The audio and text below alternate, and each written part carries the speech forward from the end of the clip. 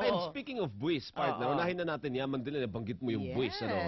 Ma'am, ano po itong kaso na isinampa po ninyo kay People's Champ Manny Pacquiao? Actually, hindi naman, partner, yung BIR main. Yan, nag-file yung BIR sa Jensen ba yun, ma'am?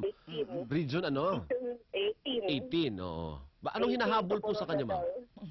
Anong hinahabol sa kanya? May letter of authority ho na in-issue sa kanya at may hinihingi mga dokumento sa kanya. No? Ilang beses na ho siyang hiningan at hindi pa rin siya nagbibigay ng mga dokumento. So yun ho, yung section 266 is failure to obey a summon. So iyan ba'y may imprimatur ng mas mataas na kinauukulan? Yan ba iginopo ninyo? Alam mo, ang regional directors namin may karapatan na mag-issue ng letter of authority mo. Yun as part of the regular function. And in relation ho din sa letter of authority, nagre-request ko sila ng mga dokumento.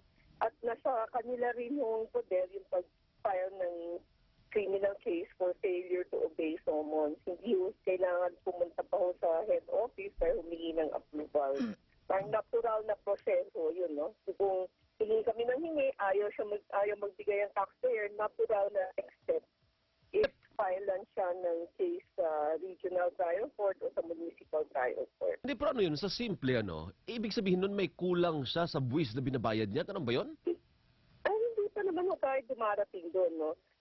Tinitingnan namin kung may kulang ba siyang binabayad na buwis. So, kailangan namin makita yung mga kontrata niya.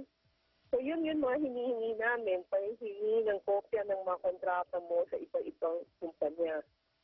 So, na ayaw, iba niya binibigay o ayaw niya ibigay, no? So, kaya ho napilitan yung regional director na filean ho siya ng violation of 266, which is really a contempt case. Ma'am, well, siguro hindi ko lang alam kung tama ba yung interpretation, but it will give us the impression na mukhang may problema sa Jensen BIR si Commissioner Congressman Pacquiao. But ang impression ko rin naman, parang dito yata siya sa NCR nagbabayad ng buwis. So saan ba talaga siya dapat nagbabayad? Residente ho siya ng Jensen, Sarangani. Right. So dapat doon ho siya nagbabayad. So yun may jurisdiction sa kanya. Yun hong Manila, kung minsan may jurisdiction kami kung iniimbestigahan namin siya because of suspicion. Kung ang Manila ang mag-iimbestiga, pwede rin ang Manila mag-imbestiga yung national office kung may suspicion ho ng tax evasion. Kasi ma'am, naalala ko during the previous administration, of course, this was before your time, he was being hailed as one of the top taxpayers in the country. But hindi ko alam kung saan, based on what yon, kumbaga, based on his taxes paid in Jensen, in Sarangani, o elsewhere?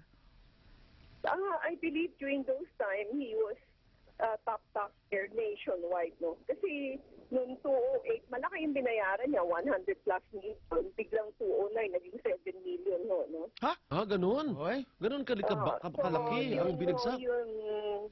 Yung tinitingnan ho namin, bakit gano'n ang laki ng pagbaksak ng tax payment. Baka may kinuha sa magandang accountant, magaling. Anong years yun again, ma'am? 208 to 209. 208 yata, malaki yung binabayaran niya, mga 100. Pagdating ng 209, naging 7 million na lang ho yan, no? Pangalawa ho, ngayon ho, kung nakikita nyo, hindi na ho kami nag-a-award ng top taxpayer. Laki. Kasi hindi naman ibig sabihin, nagbayad ka ng malaki, tama na yung binayaran ng isang tao. So, paano yan yan? Ibig sabihin nun, malaki lang ang binayaran niya. Whether tama, mali, hindi natin alam based on that. Kaya tinanggal na niya, partner. So ano po ngayon yung ma-advise ninyo kay Congressman Manny Pacquiao? Na-file na kasi yung kaso eh. Pag na-file na ba ang kaso, pwede pa bang aregluhin yun? Hindi, contempt po ito eh. Hindi naman ito tax evasion. No? Okay. So in the case that was filed against him, what he has to do is comply with the summons. So kung ano yung hinihinging dokumento, i-submit niya at mawala naman yung kaso niyan.